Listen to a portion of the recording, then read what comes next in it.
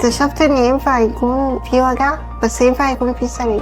ده المجد اللي عمله، طلع من كل القصة المشوهة دي حاجة كبيرة.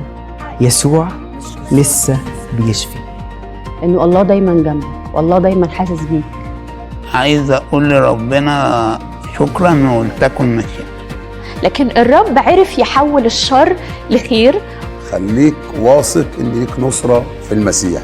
يا رب انت فعلا اله رائع وصالح لحياتنا. حكمة الرب في توقيته. الرب صالح وإلى الأبد رحمته. أنا غني وقوي بالله الساكن فيا.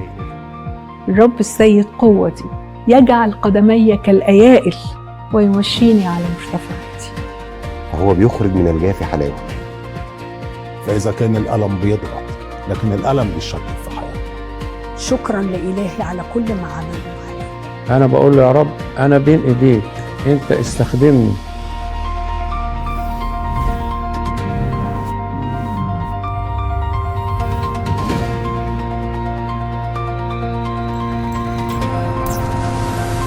اطلب نسختك المجانية دلوقتي. ابعت لنا على صفحة وجدتها.